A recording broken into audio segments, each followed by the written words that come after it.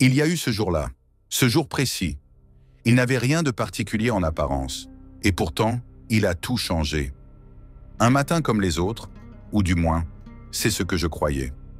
Le réveil a sonné à 6h30, comme d'habitude. Mais cette fois, je ne me suis pas levé. Pas parce que j'étais fatigué, mais parce que je n'en voyais plus l'intérêt. J'avais cette sensation bizarre dans la poitrine, un poids, un vide, une pression sans nom. J'ai fixé le plafond pendant de longues minutes. Je crois que j'attendais quelque chose, un signal, une raison, un simple « vas-y », mais il n'est jamais venu. Ce jour-là, j'ai perdu mon travail. Pas à cause d'une faute, pas à cause d'un drame, juste un appel froid, sec, mécanique. On restructure, merci pour vos services. Et c'est tout. Pas de regard, pas de compassion, rien. Une voix qui raccroche et moi qui reste là, seul, avec le téléphone encore à l'oreille. Tu crois toujours que ça n'arrive qu'aux autres. Et quand ça t'arrive à toi, c'est comme si le monde se déconnectait. Les murs deviennent flous, le silence devient violent. J'ai posé le téléphone. Je n'ai rien dit, je n'ai pas crié, je n'ai pas pleuré, je n'ai pas bougé. Parce que dans ces moments-là, il n'y a rien à faire. Juste subir, juste encaisser. Et puis, le reste a suivi. Ma femme. Elle était déjà distante depuis des mois. Ce jour-là, elle m'a regardé avec une lassitude que je n'oublierai jamais. Elle n'a même pas attendu une semaine. Ses affaires étaient prêtes depuis longtemps, en silence, dans l'ombre. Elle est partie, juste comme ça. Un dernier regard, pas de colère, pas de cri, juste un adieu étouffé. Et là, j'ai su que j'étais vraiment seul. Ce soir-là, je suis rentré dans un appartement trop silencieux, trop vide. J'ai retiré mes chaussures et même ce geste-là me semblait inutile. Je me suis affalé sur le canapé. Le noir autour de moi était apaisant, presque complice. Plus d'appels, plus de messages. Les amis s'étaient évaporés. Personne ne sait quoi dire à quelqu'un qui tombe. On te fuit, on te zappe, on t'oublie. Et tu finis par te demander si tu as réellement existé ou si tu n'étais qu'une fonction sociale, un rôle, une étiquette. Je suis resté des heures dans le silence, à fixer un mur, à penser à tout et à rien. J'ai revu mes dernières années comme un film au ralenti. Mes efforts, mes sacrifices, mes compromis. Pourquoi? Pour me retrouver là, à 42 ans, seul, sans travail, sans compagne, sans direction. J'avais coché toutes les cases. J'avais été ce qu'on attend d'un homme. Travailleur, responsable, poli, gentil. Et pourtant, j'étais là, à la dérive, sans personne pour me tendre la main, sans même l'énergie de me relever. Je ne dormais plus. Mon corps était vidé, mon esprit en vrac. Les nuits étaient longues, les matins encore pires. J'attendais que quelque chose change, mais rien ne changeait. Et plus les jours passaient, plus je m'éteignais. Petit à petit, comme une lumière qui faiblit. Je n'étais pas en train de vivre, j'étais en train de disparaître. Doucement, sans bruit, sans drame. Juste une lente agonie intérieure que personne ne voyait. Parce que je ne disais rien. Un homme, ça doit tenir. C'est ce qu'on m'a toujours appris. Tu ne te plains pas. Tu ne montres pas tes failles. Tu encaisses. Tu serres les dents. Tu continues. Mais là, je ne pouvais plus. Je n'avais plus la force. Même me faire à manger était devenu une épreuve. Et c'est là, dans cette spirale, que j'ai compris un truc essentiel. J'étais devenu l'ombre de moi-même. J'étais vide, creux. Je n'étais plus un homme. J'étais un masque, une façade, un survivant. Et au fond, ce n'était pas la perte du travail ou de ma femme qui m'avait brisé. C'était la perte de sens, la perte de direction. La sensation profonde que tout ce que j'avais fait jusque-là ne voulait plus rien dire. J'avais obéi à toutes les règles, j'avais joué le jeu et j'avais perdu. Alors à quoi bon? Ce jour-là, quelque chose en moi s'est brisé. Mais dans cette fracture, il y avait une possibilité. Une faille, certes, mais aussi une ouverture. Je ne le savais pas encore, mais cette chute allait devenir la base de ma reconstruction. J'étais à terre. Mais pour la première fois, j'étais prêt à regarder en moi. Pas pour me juger, pas pour me haïr, mais pour comprendre, pour repartir, autrement. Tu sais, il y a des douleurs qu'on ne voit pas. Des douleurs silencieuses, invisibles. Et pourtant, elles t'étranglent de l'intérieur. C'est ça, le chaos intérieur. Ce n'est pas une crise qu'on affiche. Ce n'est pas un cri qu'on entend. C'est un poison lent, une érosion constante. Et le pire, c'est que personne ne le voit. Parce que de l'extérieur, tu tiens bon. Tu dis bonjour, tu souris, tu réponds « ça va » même quand rien ne va. Mais au fond, tu t'effondres. Tu t'étires dans le vide, tu joues un rôle que tu n'as plus la force d'interpréter. J'étais devenu expert en camouflage émotionnel. Je savais comment ne rien laisser paraître. J'avais appris à parler avec assurance, à faire semblant d'aller bien. Mais le soir, quand je me retrouvais seul, c'était une autre histoire. Le silence devenait lourd, les murs oppressants, et chaque bruit me rappelait que j'étais seul, seul face à moi, face à mes pensées, à mes regrets, à mes peurs, et surtout à cette petite voix dans ma tête qui murmurait « Tu as échoué, tu n'es plus rien ». Ce genre de douleur est pernicieuse, parce qu'elle ne vient pas en une fois. Elle s'installe doucement, elle t'accompagne, elle se glisse dans chaque geste, chaque regard dans le miroir. Elle est là le matin, quand tu ouvres les yeux. Elle est là quand tu manges, sans goût, sans faim. Elle est là quand tu t'allonges, en espérant ne plus te réveiller. Et personne ne le sait. Parce qu'un homme ne parle pas de ça. Il garde ça pour lui. Il se tait, il attend, il endure. J'avais honte. Honte de ne pas réussir à rebondir. Honte de ne pas savoir comment faire. Honte de ne pas être fort. Parce que la société t'a appris que la faiblesse, c'est une honte. Que tomber, c'est une faute. Et tu finis par te détester. Pas parce que tu es tombé, mais parce que tu ne te pardonnes pas. Tu deviens ton propre juge, ton propre bourreau. Et ça, c'est une souffrance que personne ne peut comprendre tant qu'il ne l'a pas vécue. Je passais mes journées à me blâmer, à repasser les moments où j'aurais pu faire différemment, à imaginer ce que j'aurais dû dire, ce que j'aurais dû éviter. Je voulais tout refaire, tout recommencer. Mais c'était impossible, le passé ne revient pas. Il te hante, et c'est tout. Alors tu rumines, encore et encore. Tu fais le procès de ta vie, tu comptes les erreurs, tu juges, tu condamnes, tu exécutes. Et à la fin, il ne reste plus rien, juste le vide. Un vide qui te suit partout. Je ne mangeais presque plus, je ne dormais que par épuisement. Et même là, mon corps se réveillait en sursaut. J'avais le cœur qui battait sans raison, l'angoisse dans la gorge, le souffle court, comme si je fuyais quelque chose en permanence. Mais il n'y avait rien, rien à fuir, à part moi-même. Et c'est peut-être ça, le plus dur, se rendre compte qu'on est son propre ennemi. Je ne voulais voir personne, je ne répondais plus aux messages, je disparaissais petit à petit du monde, et plus personne ne le remarquait. Ou alors, il ne disait rien, et ça me confirmait ce que je pensais. Je ne comptais pas, je n'étais important pour personne, je n'étais qu'un numéro, un souvenir, une photo oubliée dans un téléphone. Même ma famille ne comprenait pas. Ils disaient des choses comme « ça va aller, reprends-toi, bouge-toi un peu ». Mais ils ne comprenaient pas que ce n'était pas juste une baisse de morale. C'était une tempête.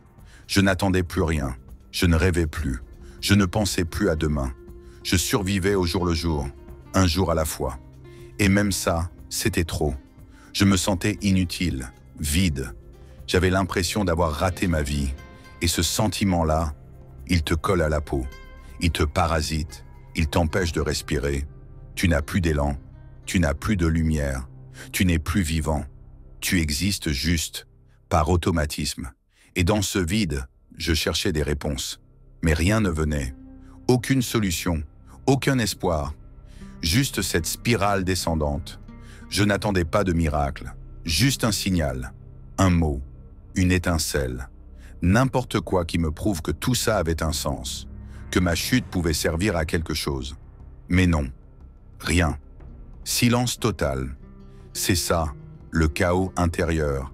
C'est être vivant physiquement, mais mort à l'intérieur. C'est sourire en public, mais hurler en silence. C'est marcher, parler, exister, sans être là vraiment. Et pourtant, c'est dans cette obscurité totale que quelque chose d'infime a commencé à apparaître. Une question, une seule. Et si ce vide était une chance? Et si, au lieu d'être une fin, c'était un début, un point zéro, brutal, douloureux, mais pur? J'étais au sol. Mais peut-être que ce sol était aussi une fondation. Il n'y avait plus rien autour de moi. Mais peut-être que ce rien était enfin un espace où je pouvais tout reconstruire, lentement, à ma façon. Je n'étais pas encore prêt à me relever, mais pour la première fois, je regardais le sol différemment. Non plus comme une tombe, mais comme une terre nue, à labourer, à ensemencer, pour peut-être un jour faire pousser quelque chose de vrai, de solide, de moi. Je ne sais pas exactement pourquoi ce jour-là, j'ai ouvert ce livre. Peut-être par ennui, peut-être par désespoir, peut-être parce que j'étais prêt sans le savoir. C'était un vieux livre qu'on m'avait offert des années plus tôt et que je n'avais jamais pris la peine de lire. Pensée pour moi-même, de Marc Aurèle. À l'époque, ça ne m'intéressait pas. Trop austère, trop abstrait. Mais là, dans ce moment de vide absolu, je n'avais rien à perdre. Et je l'ai ouvert, sans attente, juste pour tuer le temps. Et là, dès les premières pages, quelque chose a résonné en moi. Ce n'était pas de la philosophie compliquée. C'était brut, authentique, profond. C'était un empereur, le plus puissant homme de son époque, qui écrivait pour lui-même. Pas pour briller, pas pour convaincre, juste pour tenir, pour rester debout dans un monde chaotique. Et ce qu'il disait, c'était ce que j'avais besoin d'entendre. Une phrase m'a arrêté net. Elle disait « Tu as pouvoir sur ton esprit, pas sur les événements. Prends conscience de cela et tu trouveras la force. » Je l'ai relu plusieurs fois et chaque mot frappait comme une vérité oubliée. J'avais passé des semaines à me plaindre, à subir, à fuir, à vouloir changer ce que je ne pouvais pas contrôler. Mais jamais je ne m'étais demandé ce que je pouvais changer en moi, ce que je pouvais maîtriser, ce que je pouvais transformer. Ce jour-là, j'ai compris que le problème, ce n'était pas le monde, ce n'était pas ma femme, ce n'était pas mon patron, ce n'était pas mes amis, c'était mon regard, mon interprétation, ma réaction. J'étais en guerre contre tout ce que je ne contrôlais pas et je m'étais épuisé dans une bataille que je ne pouvais pas gagner. Alors que tout ce temps, il y avait un autre champ de bataille, plus discret, plus intérieur, celui de mon propre esprit. Et là, j'avais encore une chance. J'ai continué à lire. Chaque page était une gifle douce, une claque qui ne faisait pas mal mais qui réveillait. J'y ai découvert une autre vision de la vie. Une vision où la douleur est une opportunité, où les épreuves ne sont pas des punitions, mais des tests, où le contrôle ne vient pas de l'extérieur, mais de l'intérieur. Et surtout, où le silence est une forme de puissance, où l'humilité, la patience, la maîtrise de soi ne sont pas des faiblesses, mais des formes de grandeur. Je me suis mis à noter les phrases, à les recopier sur des feuilles, à les coller sur les murs, non pas comme des slogans, mais comme des encres, des rappels, des repères. Chaque matin, je lisais une phrase, et je la laissais résonner en moi toute la journée. Parfois, je ne comprenais pas tout, mais je sentais que ça me transformait, lentement, profondément. Je n'avais pas encore changé, mais j'avais commencé à voir autrement, à penser autrement, à ressentir autrement. Ce n'était pas une illumination soudaine, c'était un feu doux, une braise qui reprenait vie, une étincelle dans l'obscurité. Et cette étincelle, je l'ai protégée, comme on protège une flamme fragile dans le vent. Je l'ai nourrie de lecture, de silence, de réflexion. Et elle a commencé à grandir, à m'éclairer, à me guider. Le stoïcisme, ce n'était pas une religion, ce n'était pas une méthode, c'était un miroir. Un miroir dans lequel je voyais, pour la première fois, ce que je pouvais devenir. Pas un homme parfait, pas un surhomme, juste un homme debout.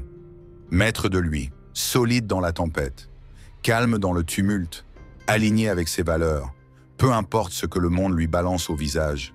Je n'étais pas encore ce genre d'homme, mais je voulais le devenir. Pas pour impressionner, pas pour plaire, mais pour moi, pour retrouver une dignité, une colonne vertébrale, un centre. Et ce désir-là, c'était déjà un pas immense. J'avais lu, j'avais compris, en surface. Mais la compréhension ne suffit pas. La vraie transformation commence dans l'action. Alors j'ai décidé de passer à l'étape la plus difficile. Appliquer. Vivre stoïquement. Non pas à travers de grandes déclarations, mais dans les gestes simples. Les pensées, les réactions, Et je peux te le dire, c'est là que tout commence vraiment. J'ai commencé par les matins.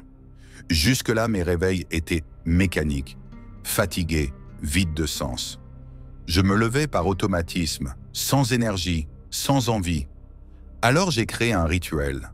Avant même de poser le pied au sol, je me disais une seule phrase, chaque jour. Ce jour peut être le dernier. Vis-le en homme.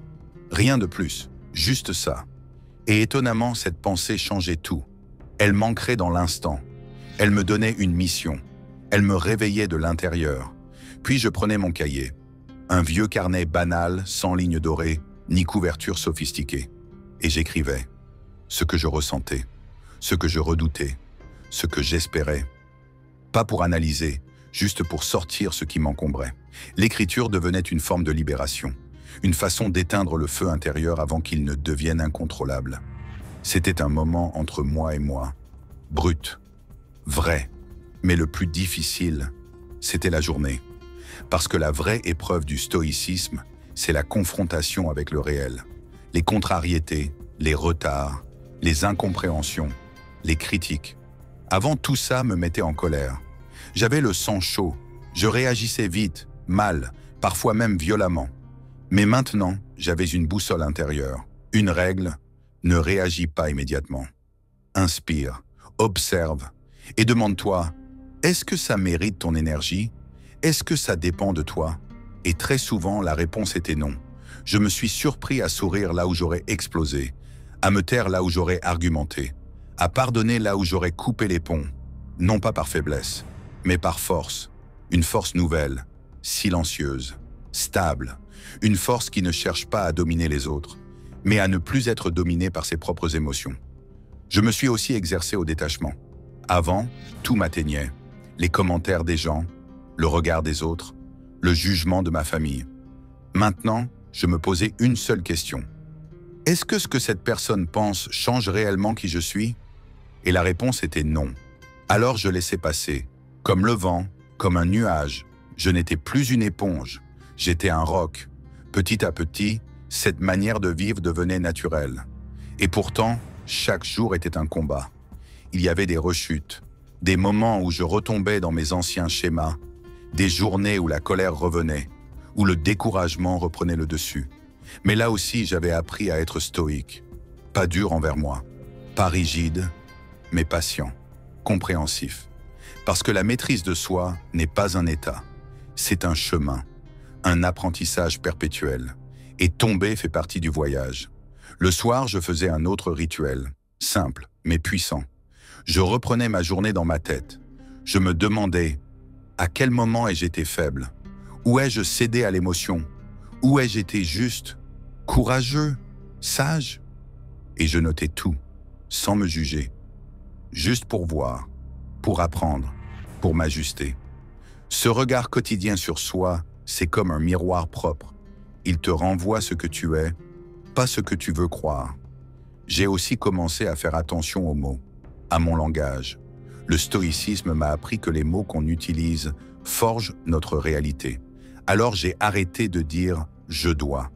J'ai remplacé par « je choisis ». J'ai arrêté de dire « je suis obligé » pour dire « je décide ». Ces petites nuances ont changé mon ressenti. Elles m'ont rendu plus libre, plus aligné. Je n'étais plus victime, j'étais acteur. Et puis il y avait les autres. Mon entourage. J'ai changé ma manière de les regarder. Avant, j'étais dans l'attente. J'espérais qu'ils comprennent, qu'ils m'écoutent, qu'ils m'aiment. Maintenant, j'avais compris que leur comportement ne m'appartenait pas. Ce que je contrôlais, c'était ma façon de répondre, de poser mes limites, de choisir ma place. J'ai perdu certaines relations, mais j'en ai reconstruit d'autres. Plus vraies, plus simples, plus solides.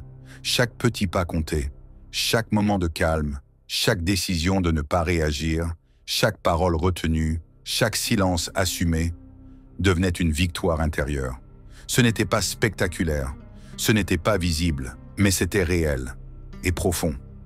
J'avais compris que le stoïcisme, ce n'était pas une posture, ce n'était pas faire semblant d'être fort, c'était être en paix avec soi, même au milieu du tumulte.